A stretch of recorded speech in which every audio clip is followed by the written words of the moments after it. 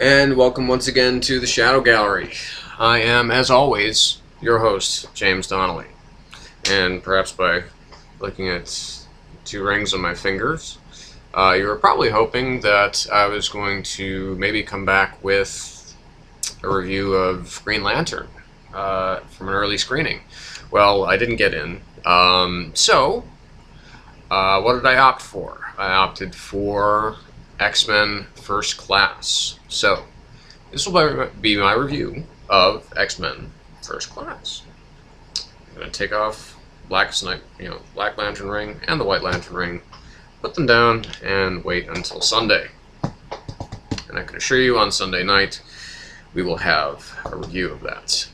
So, X-Men First Class. Let me talk about the pros of the movie first. The climax of the film is extremely well done. Almost everything with Michael Fassbender and James McAvoy together is really good. In fact, everything with Michael Fassbender, he walks away with this film. He's just amazing. And, many people have suggested that, if they're really looking for, if they're looking for another Bond without Daniel Craig, then Fassbender is, clearly the choice. I think this film proves that, but only if they decided to do like a 60s-ish Bond reboot. That was another pro of the film, is that I did like the 60s kind of globe-trotting feel of this film. The scenes in which Eric is exacting some revenge as he hunts for the man who kind of made him into what he is. They're really exciting. They're really well done. And Fassbender is pitch perfect. Jennifer Lawrence as Raven, or Mystique, is also really wonderful. I knew that she was going to be a tremendous actress after seeing her in Winter's Bone. On to the cons. This is a film that I think too many people have been entirely too kind to. Tonally, it's very incongruent. We know that, okay, by the end of the film, what we're more than likely to see is we're going to see Eric becomes Magneto. He accepts that part of him. He accepts the part where mutants and humans will never harmonize, and there will always be this tension between the two. And that we will probably see whatever causes Charles Xavier's spinal injury. The fact that it is aside from the characters of Professor X and Magneto, this is a pretty radical departure from the source material that it's based on, the entire mythology of the X-Men, really. And also with Mystique, because yes, we don't have any clue how old she is. And that's in a rather elegant and brilliant scene with Raven and Eric together alone. You get a glimpse of the future for Mystique, and I won't go any further than that. Matthew Vaughn has directed 4 films that I know of, 3 of which I've seen, and 3 of which have let me down. From Layer Cake, which I thought was just entirely forgettable. I don't remember a thing about it. Kick-Ass was incredibly disappointing to me. I thought that was also very tonally inconsistent. And he did it again here with X-Men First Class. It goes from these kinds of, from this globetrotting action to this, you know, to kind of like this fun, jaunty feel. It gets very dark, and it gets light again, and then it gets really dark again, and then it gets really light again, and it's too that there's no, it feels like it's trying to balance itself out by massively going the other direction, like, a complete and total tonal shift. And that's basically my biggest problem with the film. Character-wise, I had no, not that it's really important. Yes, okay, I'm going to be the guy that kind of gets into the geeky shit, okay? There was no indication to me whatsoever that that Banshee was Irish. I heard nothing that indicated that he was, that he had an Irish lilt. Havoc is entirely wasted. Darwin, I'm not even going to say anything about that.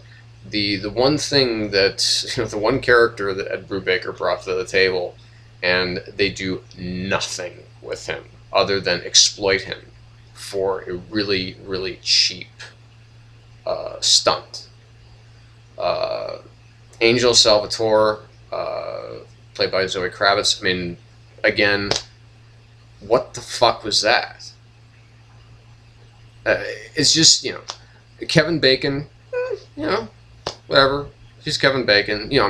Which is not to say that I don't like Kevin Bacon. I really, really like Kevin Bacon. In this film, I thought that him being Sebastian, he was kind of an amalgam of Sebastian Shaw and Nathaniel Essex. He's kind of like Mr. Sinister meets the Black King. January Jones, she's eye candy, pure and simple. Rose Byrne, I don't know. It's like I honestly don't know what they were thinking when they decided to radically change a lot of these characters' backgrounds and stories. It doesn't really make a difference that she's not Scottish, but it's just, why change it? Why make her American? What's the difference?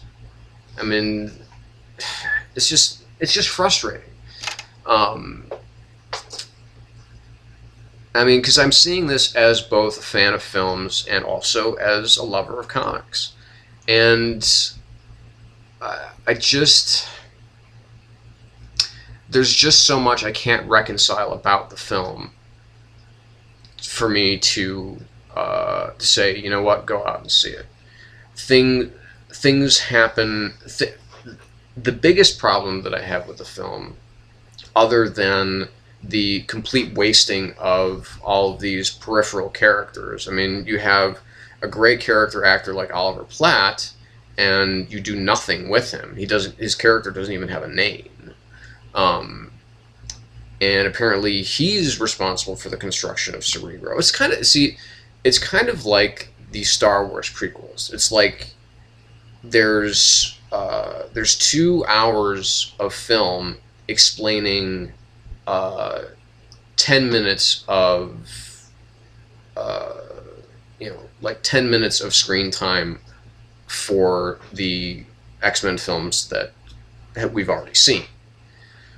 So to that end, I was really hoping, with all of the really positive hype and buzz and reviews about the film, that this was going to be a really solid film. And it's making me think, I think people are really off on this one. I think that most people are, I shouldn't say that. I don't think that anybody's blinded. I think that I myself placed too much hope in this film, and it just really let me down, and I'm sad to see that. So again, Matthew Vaughn, you let me down, brother. stop making comic book films, please. You know, go back to doing something else. Oh, and if I hadn't looked on IMDb and found out that that one guy, the one member of the Hellfire Club, was Riptide, I probably wouldn't have known. Because, again, he isn't even named in the film. I never noticed a single moment where Sebastian Shaw or anybody else called him, hey, Riptide, do this. You know, it's just like, it's assumed. You know, maybe I mean, you know, I can see where maybe they're just trying to bypass a lot of this, a lot of exposition. And if that was the purpose, I think it was a failure.